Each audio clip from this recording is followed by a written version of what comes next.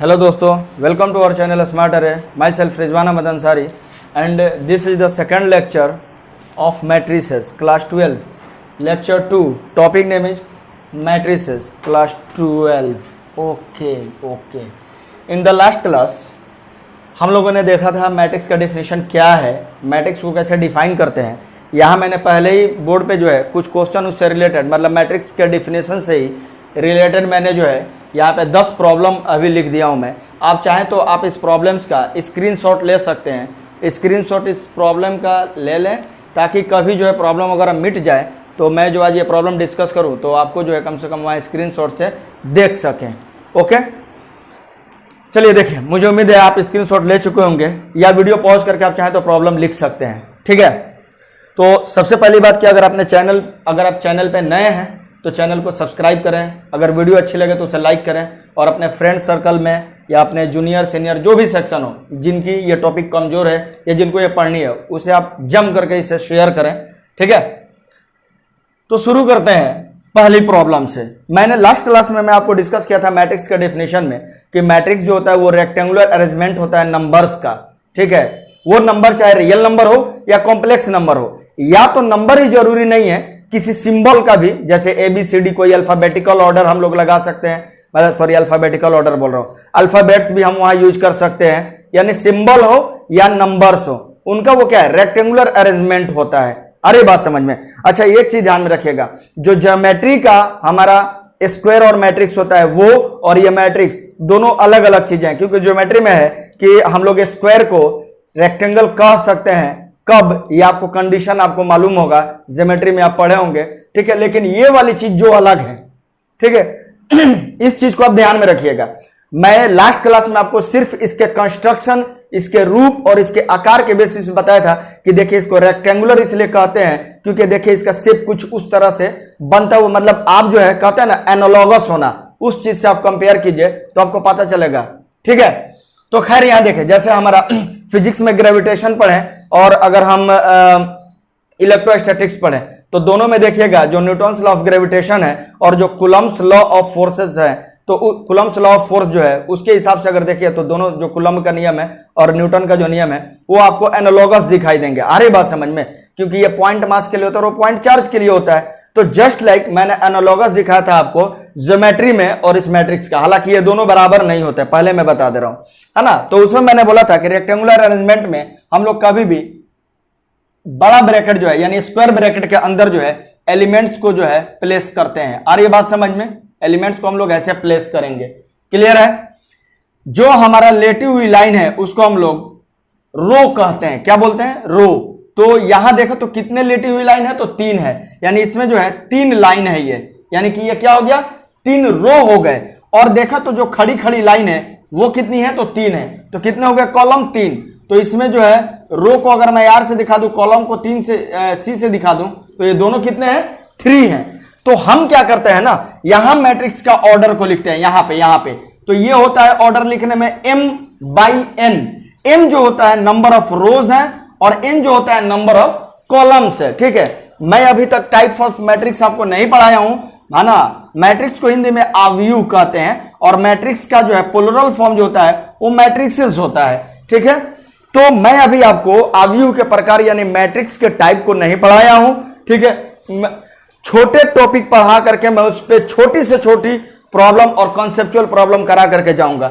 यहां देखिए, यहां जब मैं प्रॉब्लम नंबर लिखा हूं तो प्रॉब्लम नंबर 7 तक तो नहीं, लेकिन प्रॉब्लम नंबर 8, 9 और 10 में देखिए यहां रेड पेन से लिखने के बाद मैंने ब्लैक मार्कर से डबल ऐसे लाइन लगाया है।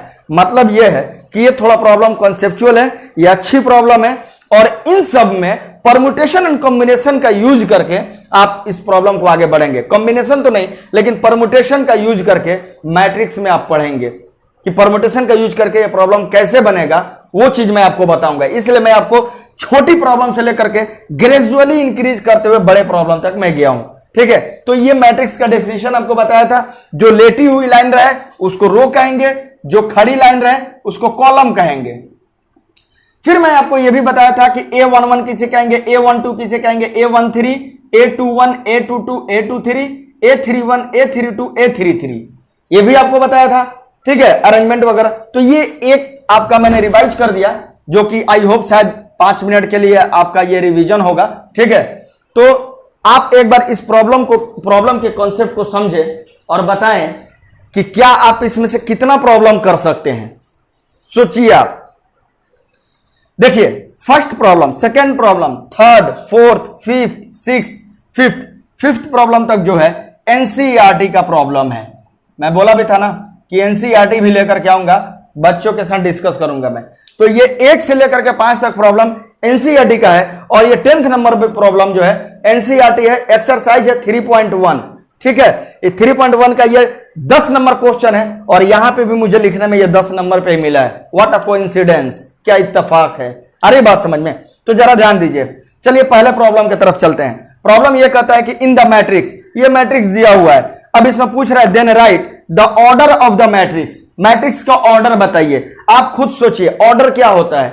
ऑर्डर मैट्रिक्स का वो होता है, क्या होता है, वो होता है, वो क्या होता है, कितने उसमें रो हैं और कितने उसमें कॉलम है। इसमें रो और कॉलम काउंट कीजिए कितने हैं। रो क्या होती है, लेटी हुई लाइन। तो लेटी हुई लाइन देखिए, ये एक दिखाई दे रही है, ये एक लेटी हुई लाइन दिखाई दे रही है, और ये एक दिखाई दे रही है। कितनी हो गई, 3। इसका मतलब कि इसमें लेटी हुई लाइन कितनी है, 3 है। फिर बाई मतलब जैसे इंटू करके आप लिखते हैं। फिर कॉलम देखते हैं, तो ये देख रहे हैं कि एक सीधा कॉलम है, एक सीधा कॉलम है, एक सीधा और एक सीधा, यानी इसमें कितने कॉलम है, 4। तो ये कितने ऑर्डर का मैट्रिक्स है, 3/4 ऑर्डर का। जो आप m/n कहते थे ना, वही ये क्या है, 3/4 ऑर्डर का। यानी इसमें n की जगह क्या है, 3, और n की जगह क्या है, 4। आ गई बात समझ में। आई होप यहां तक आपको कोई दिक्कत नहीं हुई होगी। दूसरा प्रॉब्लम है द नंबर ऑफ एलिमेंट्स। इसमें कितने एलिमेंट है, कुछ नहीं। अगर किसी भी मैट्रिक्स में पूछेगा टोटल नंबर ऑफ एलिमेंट कितने हैं, तो उनके ऑर्डर को मल्टीप्लाई कर लीजिए। जितना आएगा उनका ऑर्डर मल्टीप्लाई करने पे, उतने ही उसमें टोटल नंबर ऑफ एलिमेंट होंगे। तो m इंटू n आपके इसमें टोटल एलिमेंट होंगे, यानी 3 इंटू 4 इक्वल टू 12 एलिमेंट होंगे। आप ऐसे इंडिविजुअली काउंट भी कर सकते हैं, नंबर बाय नंबर भी काउंट कर सकते हैं प्लेस के हिसाब से। 1 2 3 4 5 6 7 8 9 10 11 12, आप कैसे भी काउंट कीजिए आएगा 12 है। तो ये दूसरा प्रॉब्लम भी आपका सॉल्व हो चुका होगा। तीसरी प्रॉब्लम चलते हैं, द एलिमेंट्स A13 बताना है। अच्छा एक बात बताओ बेटा, A13 के बारे में मैं डिस्कस किया था ना, ये भी बताया था कि A13 है क्या, A13 इसका मतलब मैंने बोला था ना, इसको ऐसे कंपेयर करके देखना, ये बताया था ना। यहां अगर लिखा हुआ है I, इसका मतलब है ith रो। क्या बोला था मैं, ith रो यानी आईवा रो, और ये J मतलब jth कॉलम यानी कि जेवा कॉलम, यही बताया था ना मैं। तो यहां क्या है, फर्स्ट है, 1 है यानी कि पहला रो, और यहां क्या है, J की जगह 3 है यानी तीसरा कॉलम।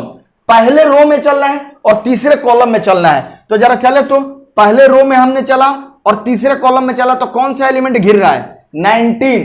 यानी इन दोनों लाइन पे अगर जस्ट लाइक आप ऐसा सोचो ना कि यहां फर्स्ट रो पे चल रहे हैं तो एक लाइन ड्रॉ करते हुए जा रहे हैं, और थर्ड कॉलम पे चल रहे हैं तो लाइन ड्रॉ कर दिए। तो इस लाइन का पॉइंट ऑफ इंटरसेक्शन कहां मिल रहा है, यहां पे। उस जगह पे कौन सा नंबर है, वही क्या है, A13 है। क्लियर हो गई होगी बात। तो आई होप ये भी आप बना सकते हैं सारा। A13 कितना हो गया, first row third column 19। A21 कितना हो गया, second row first column 35। A33 कितना हो गया, यानी थर्ड रो और थर्ड कॉलम -5। उसके बाद में A24, 24 ना पढ़िएगा, 24 है यानी सेकेंड रो है फोर्थ कॉलम है, 12 हो जाएगा।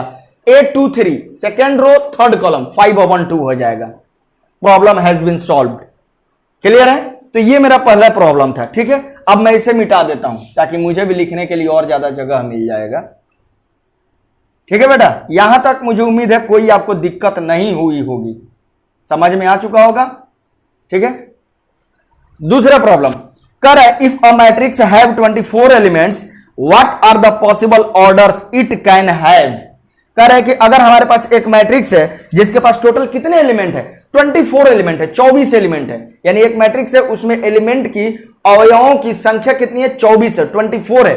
तो कह रहा है कि मैट्रिक्स हम जो है मतलब कितने ऑर्डर का मैट्रिक्स हम लोग पॉसिबिलिटी है कि कितने ऑर्डर का मैट्रिक्स हम लोग कितना बना सकते हैं, ये क्वेश्चन है हमारा। तो देखिए टोटल एलिमेंट कितने हैं, 24 है। अच्छा बेटा एक बात बताओ, मैंने क्या बोला था कि अगर किसी मैट्रिक्स में टोटल नंबर ऑफ एलिमेंट बताना हो तो हम क्या करते हैं, तो मैंने बोला था कि सर मैट्रिक्स के ऑर्डर को मल्टीप्लाई कर देंगे तो हमारा मैट्रिक्स का टोटल एलिमेंट निकल जाएगा कि इसमें टोटल एलिमेंट इतने हैं। यहां टोटल दिया है और ऑर्डर अब पूछ रहा है, यानी कल तक क्या था कि हमें ऑर्डर दे रहा था गिवन और हमें नंबर ऑफ एलिमेंट्स जो है पूछ रहा था। यहां नंबर ऑफ एलिमेंट्स दिया है, अब ये पूछ रहा है। अरे बात समझ में? तो जरा एक बात सोचो, 24 को अब ऐसे दो टुकड़ा में तोड़ो, तो ये मत तोड़ देना सर यहां 2 और यहां 4, वो चीज नहीं, ये टोटल एलिमेंट की बात की जा रही है। तो इसका मतलब कि टोटल नंबर ऑफ एलिमेंट 24 है और मैंने बोला था कि इनके ऑर्डर को मल्टीप्लाई करने पे टोटल नंबर ऑफ एलिमेंट निकलता है। यानी इसका मतलब ऐसा हो सकता है कि नहीं कि अगर एक 1 हो और एक 24 हो, यानी m की जगह 1 हो जाए और n की जगह 24 हो जाए। मिलाइए आप इस चीज को, m की जगह 1 हो जाए और n की जगह 24 हो जाए, तो टोटल इसमें कितने एलिमेंट होंगे ऐसे मैट्रिक्स में? 24 एलिमेंट होंगे और एक मैट्रिक्स तैयार हो जाएगा कि नहीं हो जाएगा? हाँ, तो इस मैट्रिक्स में कितना रो होगा? एक रो होगा और 24 कॉलम होंगे। जब कभी किसी भी मैट्रिक्स में एक रो, सिर्फ और सिर्फ एक रो रहे और हमारे कॉलम जो है ज्यादा रहे, यहां से 1 से ज्यादा रहे, तो समझ जाइए उसको रो मैट्रिक्स बोलेंगे। क्लियर है? ये सब टाइप्स ऑफ मैट्रिक्स में पढ़ेंगे आप। फिलहाल ये क्लियर हो गया। ऐसा भी तो हो सकता है कि यहां 2 हो जाए और यहां 12 हो जाए, तब भी कितना आएगा? 24। यानी m की जगह 2 और n की जगह 12 हो जाए, तब भी तो 24 आएगा कि नहीं? अच्छा, ऐसा भी तो हो सकता है कि यहां 3 हो जाए और यहां 8 हो जाए, तब भी तो 24 आएगा। ऐसा भी हो सकता है कि 4 × 6 हो जाए, यानी 4/6 ऑर्डर का मैट्रिक्स अगर मैं लूं तो m की जगह 4 ले लूं, n की जगह 6 ले लूं, तब भी तो 24 ही एलिमेंट होंगे इसमें टोटल। अब अगर 5 लेंगे तो 5 से देखिए, 5 लेने के बाद यहां क्या लें ताकि मल्टीप्लाई करने पर 24 आ जाए? बताइए, यहां कोई ऐसा नंबर नहीं है। आगे बात समझ में? यानी कुछ नहीं, 24 का मल्टीपल्स लिख लीजिए और तब ऐसे दो मल्टीपल को उठाइए जिनका मल्टीप्लाई करने पर 24 आ जाए। अरे बात समझ में? काम खत्म हो जाएगा। अब देखिए आगे बढ़िए, तो आगे तो 6 लेंगे तब जाकर के होगा 6 × 4। ओ माय गॉड, यानी इसका मतलब यह है कि जो 4 6 है, अगर हम 4 6 तो इधर से चले तो 6 4 हो जाएगा, 3 8 तो इधर से चले तो 8 3, 2 12 12 2, 120 124 24 1। नहीं समझ में आया? अब बोलोगे सर बात तो एक ही है, 1 × 24 लिखे या 24 × 1 लिखे, वो तो है 24 ही। सर 2 × 12 लिखे या 12 × 2 लिखे है तो 24 ही। ऑफकोर्स मैं भी बोल रहा हूं कि 24 होगा, लेकिन मैट्रिक्स पे अंतर पड़ जाएगा। अरे बात समझ में? अगर मैं लिखूं 1 × 24 और कहीं लिखा रहे 24 × 1, इसका मतलब यह होता है कि इसमें जो है एक रो है और 24 कॉलम है, और इसका मतलब है कि 24 रो है और एक कॉलम है। अंतर नहीं आएगा? यह है रो मैट्रिक्स हो जाएगा, यह कॉलम मैट्रिक्स हो जाएगा। अरे बात समझ में? 2 12 और 12 2 में अंतर है। इसका मतलब होगा कि इसमें जो है 2 रो है। आप समझिए, अगर ऐसा हमारा मैट्रिक्स है तो 2 रो है और 12 जो है कॉलम है, यानी 1 2 3 4 ऐसे। और इसका मतलब क्या है? 12 रो है और 2 कॉलम है। आगे बात समझ में? तो उसी तरीके से हमारे पास कह रहा है कि कितना पॉसिबल ऑर्डर जो होगा, है ना, मैट्रिक्स का कितना होगा ये, तो आप खुद सोचिए कितना होगा। मैं लिख रहा हूं 124 24 1, 2 12 12 2, 3 8 8 3, 4 6 6 4। इसके अलावा कोई नहीं है, और होगा भी आगे बढ़ेगा तो यहां रिपीटेशन में देखिए आ जाएगा। तो कितने हो गए? एक मैट्रिक्स ऐसा संभव है, ऐसा एक संभव है, ऐसा एक संभव है, ये 4 5 6 7 8, टोटल 8 मैट्रिक्स है जो 24 एलिमेंट को लेकर के बनाया जा सकता है, ऐसा संभव है। ठीक है? अब कह रहा है सवाल में ये कि अगर बाय द वे इस मैट्रिक्स में 24 एलिमेंट वाले को हटा करके कह रहा है कि अगर मैट्रिक्स में 13 एलिमेंट होता तब क्या होता? तो भाई सीधी सी बात है, टोटल नंबर ऑफ एलिमेंट 13 है। हमने क्या बोला? यह सिर्फ इसी हालात में पॉसिबल है, या तो ये ऐसा रहे और ये ऐसा है, बस। इसके अलावा कोई ऐसा हालात नहीं है। कौन से ऐसे 2 नंबर है जिनको मल्टीप्लाई करने पे 13 देगा? बस ये सोच लीजिए। तो 1 है, सिर्फ 1 × 13 या 13 × 1। क्यों? क्योंकि 13 जो है प्राइम नंबर है। कंपोजिट नंबर नहीं है, और जब कंपोजिट नंबर है ही नहीं तो कभी भी इसका 1 और इटसेल्फ का अलावा कोई भी ऐसा दुनिया में नंबर नहीं है जो 13 को पूरे तरह से कंप्लीटली डिवाइड कर सके। आगे बात समझो, तो सिर्फ जब भी तुमको मिलेगा प्राइम नंबर ऑफ टाइप का एलिमेंट, यानी कि ऐसा टोटल नंबर ऑफ एलिमेंट दिया रहे, और तब देखो जैसे मैं कह दूं कि एक मैट्रिक्स बनाइए, कितने ऐसे मैट्रिक्स संभव है जिसके टोटल एलिमेंट इतना हो, 197 हो, तो आप सबसे पहले ये देखिए कि 197 प्राइम तो नहीं ना है। प्राइम कहने का मतलब ये हो गया कि 197 का मल्टीपल जो होगा वो सिर्फ, सॉरी, इसका जो फैक्टर होगा वो सिर्फ 1 होगा और 197 होगा, इसके अलावा कोई और नहीं है। इसके अलावा और कोई अगर आता है तब उसको लिखिएगा, और अगर नहीं आता है, प्राइम नंबर है, तो सीधा का सीधा 2 मैट्रिक्स ही संभव है, और वो है 1 by that number and another one is that number by 1। बस जैसे मान लो 7 है तो 1 into 7 और 7 into 1, सिर्फ 2 ही मैट्रिक्स पॉसिबल होगा। लेकिन 8 होता तो 1 into 8, 8 into 1, 2 into 4, 4 into 2, 4 possibility हो जाती। क्लियर है? थोड़ी सी आपको लग रही होगी कि वीडियो लंबी जा रही है 1-2 प्रॉब्लम डिस्कस करने में, लेकिन मैं अपने से हर तरीके से बेस्ट एफर्ट देने की कोशिश कर रहा हूं, बेस्ट एफर्ट अपना 100% देने की कोशिश कर रहा हूं आपको। वीडियो 10 मिनट 5 मिनट लंबी हो जाए कोई दिक्कत नहीं है, लेकिन अगर आपको सोचने का तरीका अगर आपका चेंज होता है और आप सही सोच सकते हैं और मैं आपको सोचवा सकता हूं, तो इसमें बुराई ही क्या है। कहता है ना कि अगर कोई अच्छा काम करने में दाग लगते हैं तो दाग अच्छे हैं, उसी तरीके से अगर पढ़ाने में थोड़ी सी समय ज्यादा लग जाए या दाग लग जाए तो दाग अच्छे हैं।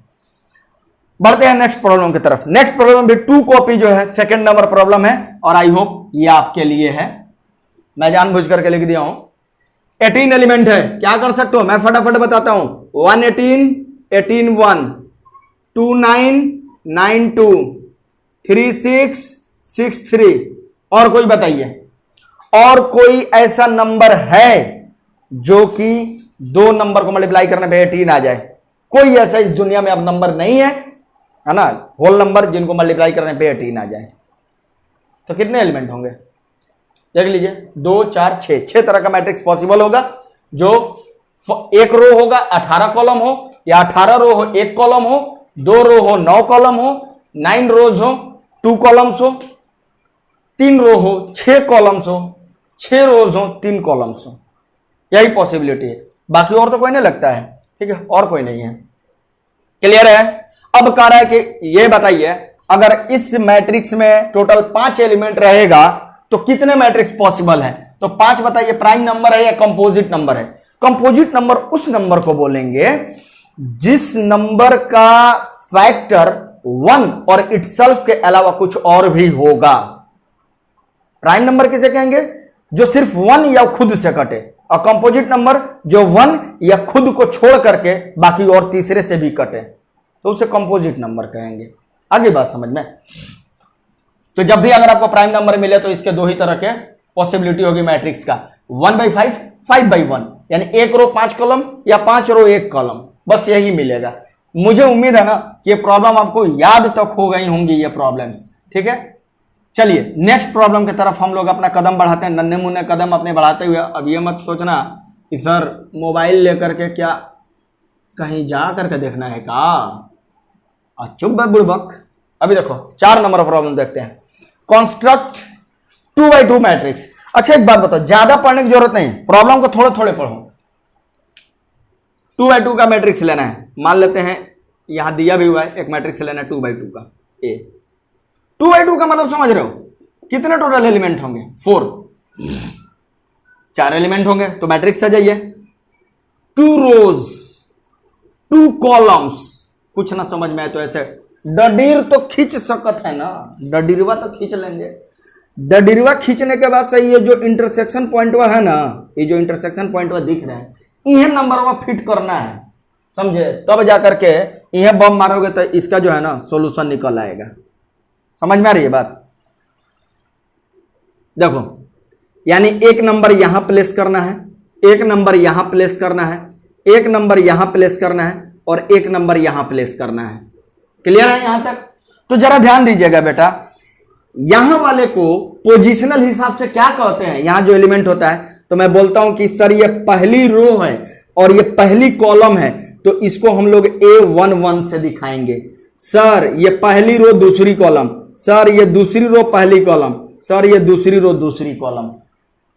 क्लियर है, समझ में आया ना? तो अब यहां पे क्या करेंगे, हम देखेंगे 2x2 ऑर्डर का मैट्रिक्स कंस्ट्रक्ट करना है, ये 2x2 ऑर्डर का है। क्लियर है? अब यहां Aij जो है इस रूप का दिया हुआ है, अब आपको ये एलिमेंट बताने हैं। तो मैं एक एग्जांपल से बता दे रहा हूं, आप बाकी और सब करेंगे। क्या है, i + j to the whole square upon 2 है। तो आपको अगर A11 निकालना है तो कैसे निकलेगा, 1 + 1, यानी क्या करेंगे, आई को बोलेंगे ए आई उठ उठ उठ चल भाग, तो आई उठ करके भागेगा और यहां 1 आकर के सेटअप हो जाएगा। फिर जे भागेगा, 1 सेटअप हो जाएगा, इसका हेल स्क्वायर। कौन सा स्क्वायर, हेल स्क्वायर। क्यों, क्योंकि हेलने का मतलब होता है कि पानी को जो है लांग करके कूद करके भागना, तो उसको गांव जवार में हेलना कहते हैं, नदी हेलना बोलते हैं उसको। ठीक है, तो ये होल स्क्वायर है, हेल स्क्वायर नहीं है। तो 1 + 1 2, 2 2 जा 4, 4/2 2। इसी तरीके से अब क्या लेना है बेटा, A12, तो फिर आई को बोलेंगे ए, तो बोलेगा क्या, तो बोलेगा जा, तो आई चला गया, तो आई चला जाएगा तो क्या मिलेगा, यहां 1, जे के जगह क्या भरेंगे 2, इसका क्या हो जाएगा होल स्क्वायर, और अपॉन में क्या हो जाएगा 2, ये मेरा क्या निकलेगा बेटा, A12 निकलेगा। 2 + 1 3, 3 3 जा 9, 9/2 यानी 4.5 हो जाएगा, या 9/2 भी रहने दे सकते हैं। क्या आप इसी तरह A21 निकल जाएगा। अब आई के यहां ध्यान में रखिएगा, पहले आई होगा बाद में जे होगा। अरे यार अल्फाबेटिकल ऑर्डर में भी पहले आई आता है बाद में जे आता है, तो उसी तरीके से आप सोच लो। तो यहां क्या हो जाएगा, आई के जगह 2 भरेंगे, जे के जगह 1 भरेंगे, फिर यही आ जाएगा 9/2। फिर यहां क्या भरेंगे 2 2 है, तो आई के जगह भी 2 और जे के जगह भी 2 भर देंगे। क्लियर है, यहां तक कोई दिक्कत नहीं आनी चाहिए। और बस जो जो नंबर आया है वैल्यूज यहां ला करके भर दो, मैट्रिक्स जो है फाइनली तैयार। यानी आपकी जो मैट्रिक्स होगी वो कुछ यूं होगी, ये हो गई बेटा 2, ये हो गई बेटा 9/2, ये फिर हो जाएगी 9/2, और ये हो जाएगी कितना, देखो तो 2 + 2 4, गलत लिख दिया मैं, 2 2 है ना, 2 + 2 4, 4 4 जा 16/2, 8 हो जाएगी। समझ में आ गई बात?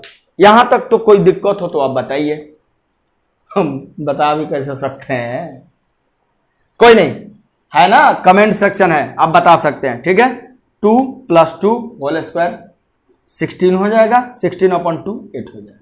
ठीक है, तो मुझे उम्मीद है ये भी आपका क्लियर हो चुका होगा। ठीक है, बढ़ते हैं लोग नेक्स्ट प्रॉब्लम की तरफ। नेक्स्ट प्रॉब्लम की तरफ बढ़ेंगे। अब तो ये बना सकते हैं ना, ये सब हो सकता है। आई जे की जगह पे कंस्ट्रक्ट 3/4 मैट्रिक्स कह रहा है अब नेक्स्ट प्रॉब्लम में।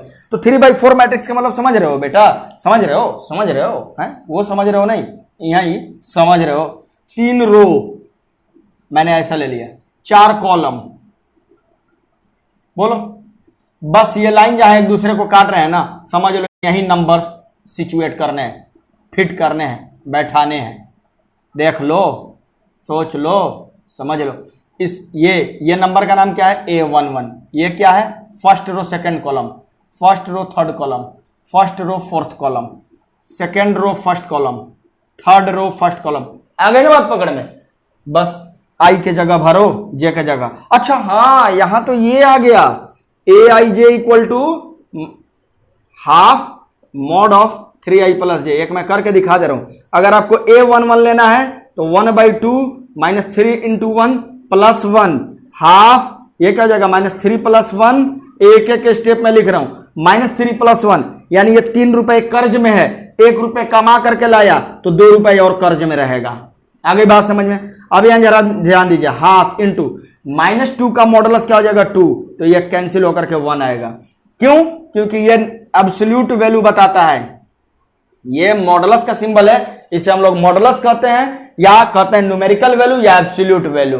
ठीक है, इसका काम ये होता है कि इसके अंदर चाहे किसी भी साइन का नंबर रहे, या तो पॉजिटिव हो या तो नेगेटिव हो, कोई भी, या तो पॉजिटिव रहे या तो नेगेटिव रहे, बाहर निकलेगा वो नंबर तो हमेशा क्या बनेगा, पॉजिटिव बनेगा। और सिर्फ 0 रहेगा तो 0 रहेगा सिर्फ।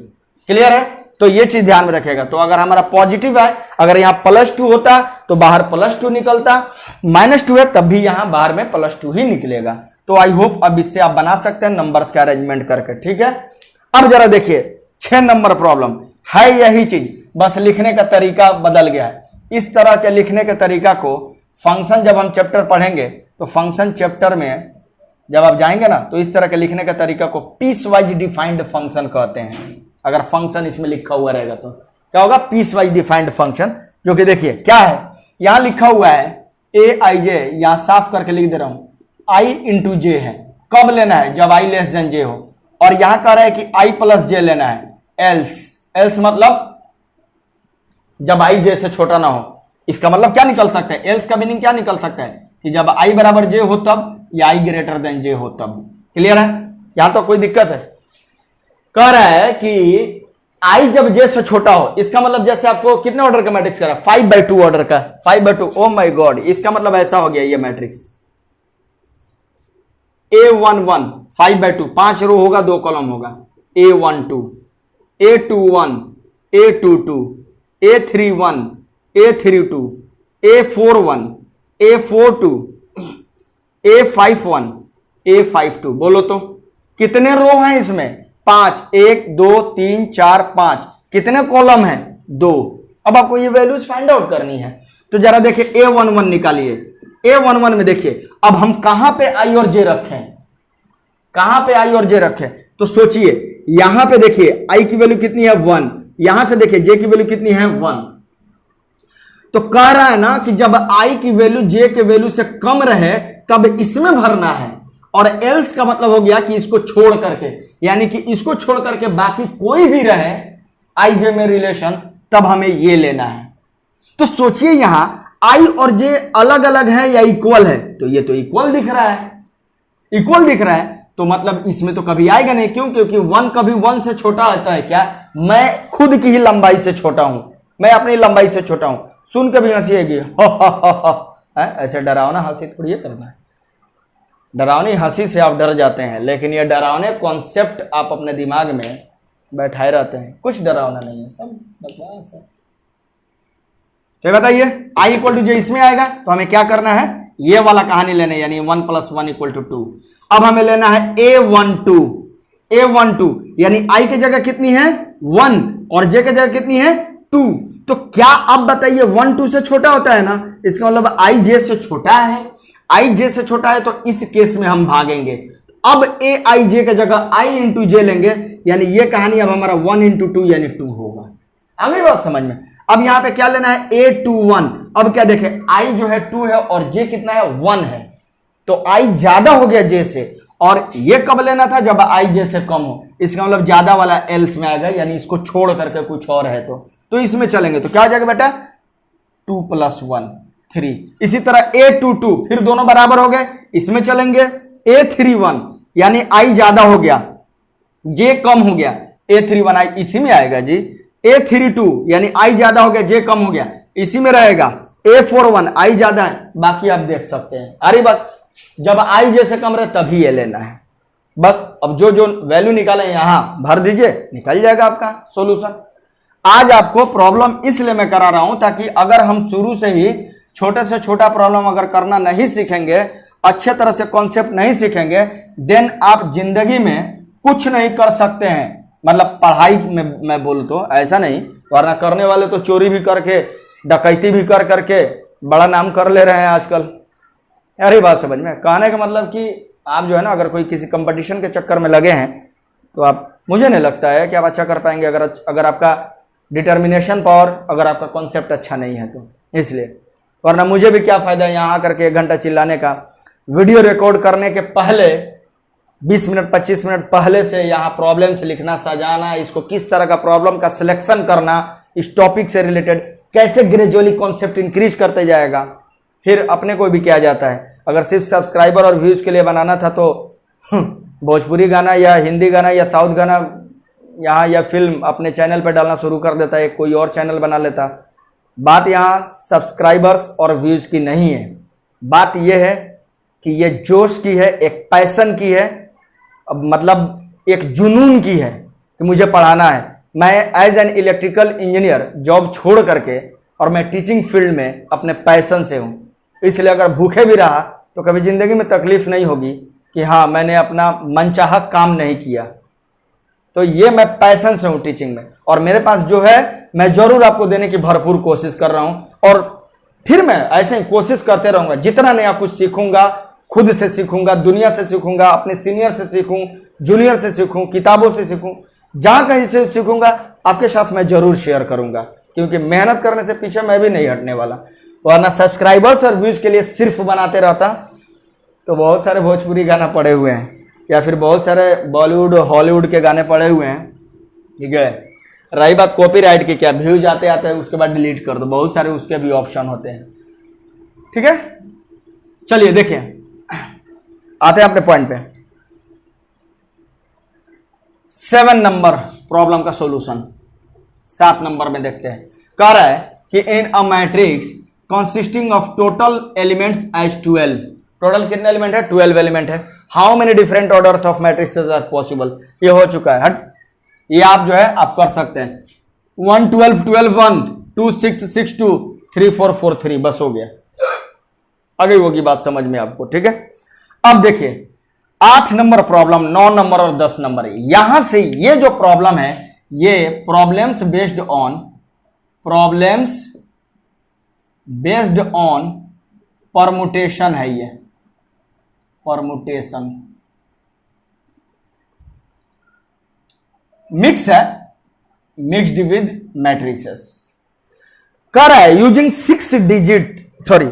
6 distinct numbers how many different matrices can be formed. इसका मतलब वो हिंदी वाले बच्चे समझे, कह रहे हैं कि 6 अलग अलग नंबर्स को लेकर के how many different matrices can be formed, हम लोग कितने जो है मैट्रिक्स बना सकते हैं।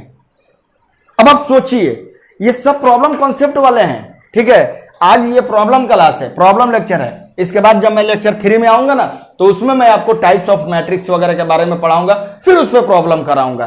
थोड़ी सीरीज लंबी हो जाए, 1-2 लेक्चर लंबी हो जाए, जितनी जरूरत हो उससे 1-2 लेक्चर लंबी हो जाए, उससे कोई फर्क नहीं पड़ता, लेकिन जो सीखे वो दुरुस्त सीखे, ठीक है। ये चीज ध्यान रखेगा। 6 डिस्टिंक्ट नंबर्स, मान लो 6 अलग अलग कोई नंबर मान लो, ठीक है।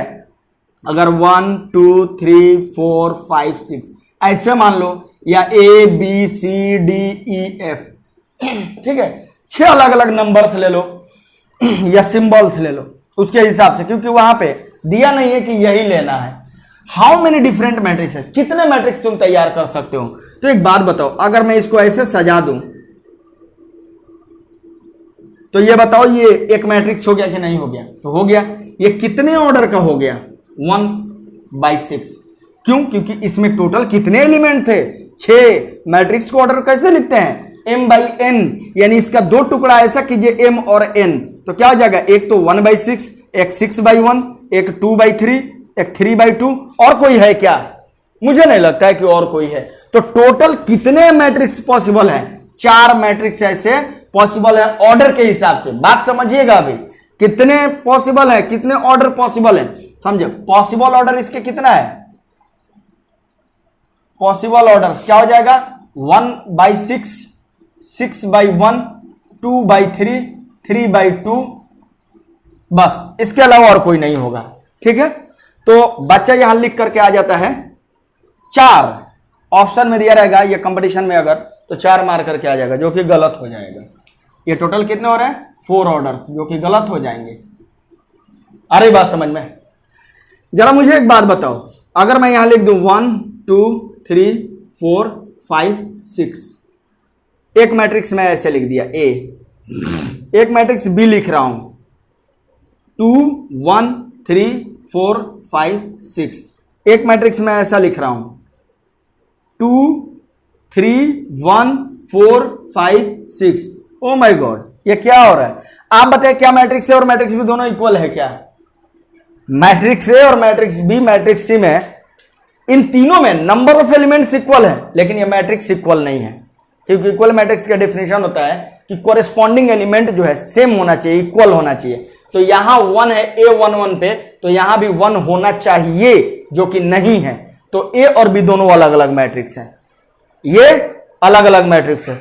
या अल्लाह, तो फिर इसमें तो कितने ज्यादा मैट्रिक्स हो सकते हैं? सिर्फ 1/6 में चल रहा हूं मैं, ये सिर्फ ऑर्डर 1/6 का चल रहा है, तो कितना ऐसा अरेंजमेंट हो सकता है। और जब भी अगर बात अरेंजमेंट की आ जाए, जब भी अगर बात अरेंजमेंट किया जाए तो समझ जाइएगा कि वो बात किसकी हो रही है, परमुटेशन की।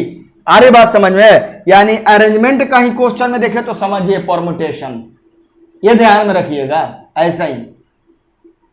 तो अब आप सोचिए ना कि इस तरह कितना अरेंज कर सकते हैं। तो परमुटेशन में आप पढ़े होंगे 11th क्लास में भी, तो देखिए जरा ध्यान दीजिएगा, मैं यहां आपको समझा रहा हूं।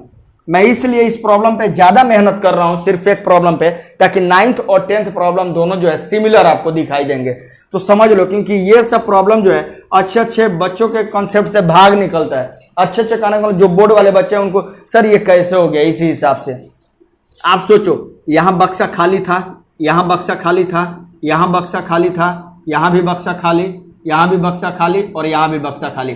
टोटल 6 एलिमेंट हो गए ना, डिफरेंट एलिमेंट। अब जरा सोचिए यहां पे मैं कितने तरह से एलिमेंट भर सकता हूं।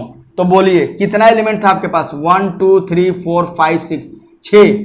तो यहां कितने तरह से भर सकता हूं, कितने तरह से, तो 6 तरह से भर सकता हूं। 6 वेज, कैसे 6 तरह से। ये 6 ये वाला 6 नहीं है, ये 6 एक नंबर है और ये 6 वो रास्ता है, तरीका है। अरे बात समझ में कि कितने तरह से, मतलब ये निकल रहा है कि यहां अगर मैं चाहूं तो 6 भर सकता हूं, या मैं चाहूं तो क्या भर लूं 5, या मैं चाहूं तो क्या भर लूं 4, या मेरा मन करेगा भरने का 3, या फिर 2, या फिर 1। तो कितना तरह से भर दिए, या तो 6 भरूंगा, या तो 5 भरूंगा, या तो 4 भरूंगा, या तो 3 भरूंगा, या तो 2 भरूंगा, या तो 1 भरूंगा। तो कितने तरह से यहां फिट कर सकते हैं नंबर्स को, 6 तरीके से। आगे बात समझ में। जब एक नंबर यहां फिट हो जाएगा कोई, तो कितना नंबर बचेगा, 5। मान लो कि आपने यहां पे 5 भर दिया, तो कितने नंबर और बचेंगे, 5। तो यहां कितने तरह से भर सकते हैं, 5 तरह से। यहां कितने तरह से भर सकते हैं, 4 तरह से, 3 तरह से, 2 तरह से, और यहां फाइनली एक ही तरफ से। तो इतने तरह से भर सकते हैं। अब जरा एक बात ध्यान से सुनिएगा, हम ये जो वेज होते हैं ये एडिशन रूल रहेगा कि मल्टीप्लिकेशन रूल रहेगा, ये समझने के लिए हम क्या करेंगे भाई, ये ध्यान में रखिएगा कि क्या इनमें से हम तो सबको लेना पड़ेगा ना, तब ना 6 कॉलम का मैट्रिक्स हमारा तैयार होगा। अगर मान लो कि तुमने एक रो ले लिया, यहां इसको ले लिया, इसको ले लिया और इसको ले लिया, बाकी इनको छोड़ दिया, तो क्या ये 1/6 ऑर्डर का मैट्रिक्स होगा, तो नहीं ना। तो इसका मतलब ध्यान में रखिएगा कि इन सब को लेना है, तो इसका काम जो होता है मल्टीप्लिकेशन रूल, परम्यूटेशन कॉम्बिनेशन के हिसाब से चलिएगा, तो मल्टीप्लिकेशन रूल अप्लाई होगा। तो इसी को 1 × 2 × 3 × 4 × 5 × 6 को हम लोग 6 फैक्टोरियल कहते हैं। आ गई बात समझ में। तो अब बताइए इन सब नंबर्स को लेकर के एक 1/6 ऑर्डर का मैट्रिक्स तैयार करने के लिए कितनी पॉसिबिलिटीज है, कितने तरह से तैयार कर सकते हैं, तो 6 फैक्टोरियल तरह से। फिर उसी तरह 2/3 ऑर्डर का मैट्रिक्स कितने तरह से तैयार कर सकते थे, 6 फैक्टोरियल। फिर 3/2 को 6 फैक्टोरियल, फिर 6/1 को 6 फैक्टोरियल। तो टोटल कितने मैट्रिसेस हैं, तो ध्यान रखिए 4 × 6 फैक्टोरियल, या यूं कह लीजिए this plus this plus this plus this, बात यही रहेगी।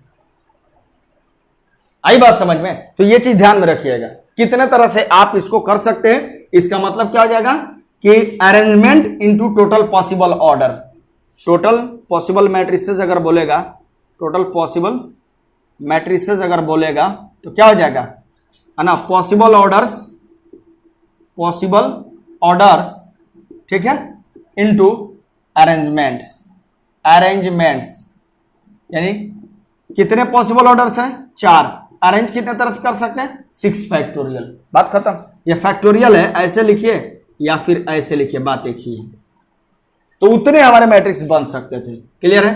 तो अब हमें उम्मीद है कि आपको ये क्वेश्चन समझ में आया होगा। परम्यूटेशन का कॉन्सेप्ट है ये, थोड़ा सा आईआईटी वाले बच्चों के लिए हो जाएगा, ठीक है, इसलिए सिर्फ डेफिनेशन अभी पढ़ाया हूं, मैट्रिक्स का डेफिनेशन सिर्फ पढ़ाया हूं, ठीक है। यहां ध्यान दीजिए 9 नंबर प्रॉब्लम में यहां कह रहा है, यहां पे भी 6 लेटर दिखाई दे रहा है, तो कह रहा है कितने पॉसिबल ऑर्डर्स हो सकते हैं, तो बताइए कितने मैट्रिक्स ऐसे पॉसिबल हो सकते हैं, तो बताइए पॉसिबल ऑर्डर जो है कितना होगा। अभी मैं ये प्रॉब्लम करके गया, पॉसिबल ऑर्डर हमारे पास 4 हो जाएगा। वो कौन कौन सा होगा, 1 6, 6/1, 2/3, 3/2, 4 यही ऑर्डर होंगे मैट्रिक्स के। यानी कितने टोटल ऑर्डर होंगे, 4। क्लियर है?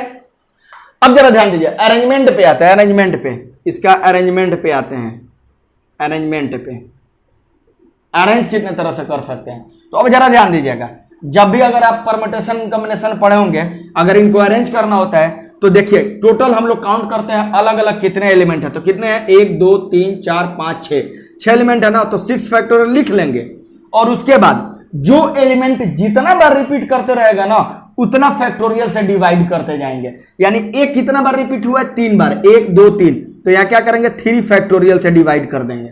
फिर जो है बी 2 बार रिपीट कर रहा है तो क्या करेंगे 2 फैक्टोरियल से डिवाइड कर देंगे और ये सब आपस में इनटू में रहेगा। बस यही जो है इसकी पॉसिबिलिटी है इसके अरेंज करने की।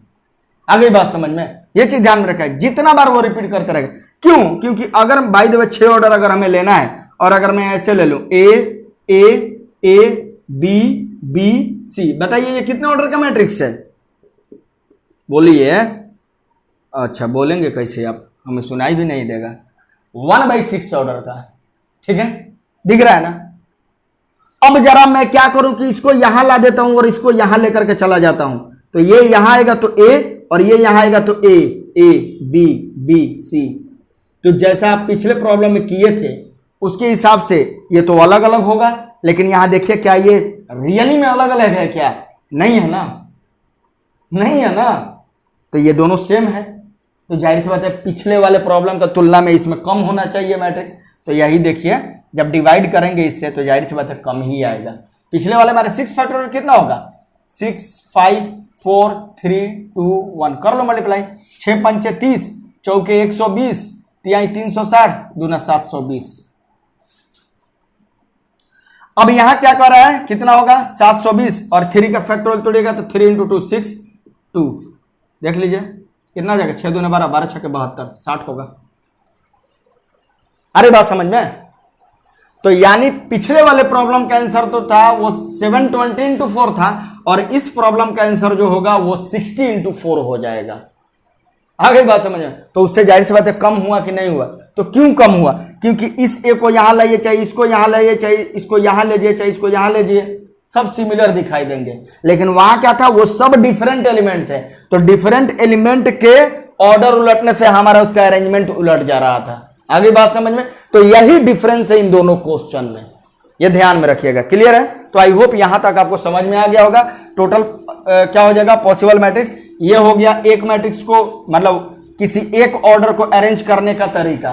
तो ऐसे कितने ऑर्डर हैं, 4, तो 4 से टोटल मल्टीप्लाई कर देंगे। या तो नहीं कर सकते हैं तो इतना प्लस फिर इतना प्लस फिर इतना प्लस फिर इतना, तो बात वही रहेगी। ठीक है, अब आते हैं लास्ट प्रॉब्लम जो एनसीईआरटी का प्रॉब्लम है, लास्ट प्रॉब्लम।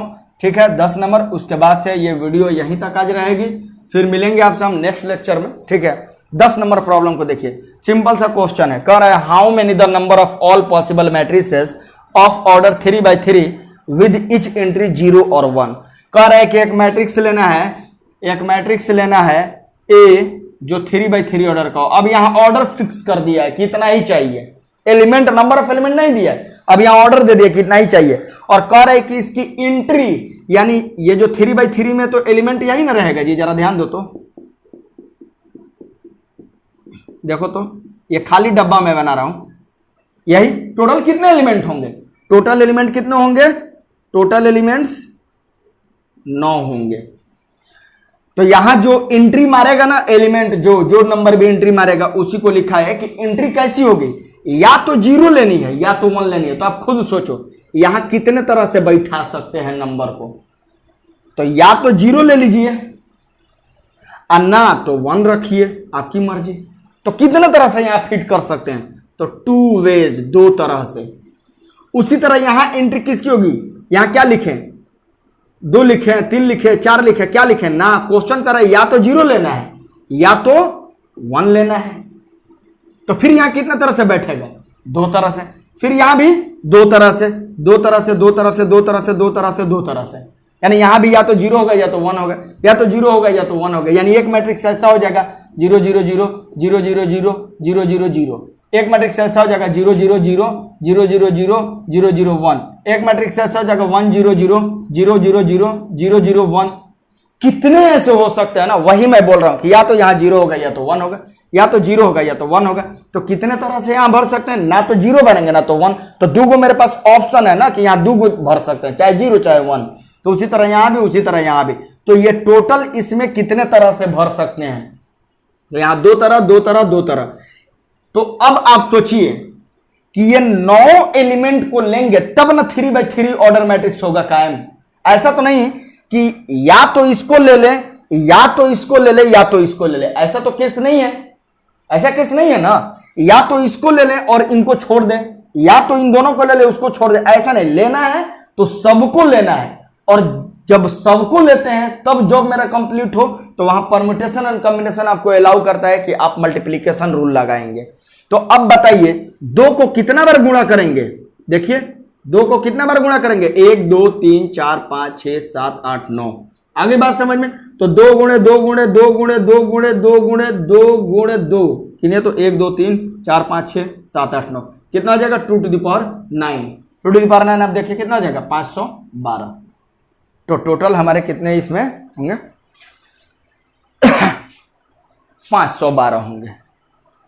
तो ये है आज की लेक्चर। आज के लिए हम लोग यहीं तक रखते हैं। वीडियो शायद लंबी भी हो गई होगी, लेकिन प्रॉब्लम है थोड़ा डिस्कशन में टाइम लग गया, तब मैं थोड़ा सा डीप वे में जा करके आपको बताने लगा, ठीक है, ताकि जो बच्चे नहीं जानते हो उनको भी समझ में आ जाए, जो जान रहे हैं उनका रिवाइज भी हो जाए। छोटे से लेकर बड़े प्रॉब्लम तक इसमें था सफ़र आपका, ठीक है। तो हम लोग बहुत जल्द ही मिलेंगे क्लास 12 की लेक्चर 3 के साथ, जिसमें टाइप्स ऑफ मैट्रिक्स के बारे में बताऊंगा। उस पर बेस्ड और भी इसी तरह के अच्छे प्रॉब्लम्स लेकर के आऊंगा आपके लिए। और क्लास 11th के लिए भी मैंने सेट थ्योरी चैप्टर जो है, पहली चैप्टर जो है उसको स्टार्ट कर दिया है। मैंने 2-3 लेक्चर भी उस पर अपलोड कर दिए हैं, वीडियो अपलोड कर दिए हैं। आपके जो जानने में जो भी 11th क्लास के बच्चे होंगे या 12th क्लास के ही जो आप बच्चे हैं, वो सेट थ्योरी का आप लेक्चर देख सकते हैं, क्योंकि वो आपको आगे बहुत फायदा करेगा, काम करेगा। या IIT टारगेट बैच वाले जो बच्चे हैं वो भी उस लेक्चर को देख सकते हैं, ठीक है। तो मिलते हैं आपसे नेक्स्ट लेक्चर में अच्छे प्रॉब्लम और एक और अच्छी सी कॉन्सेप्ट के साथ। ओके, तब चल रहे हैं। ओके बाय, थैंक यू, जय हिंद।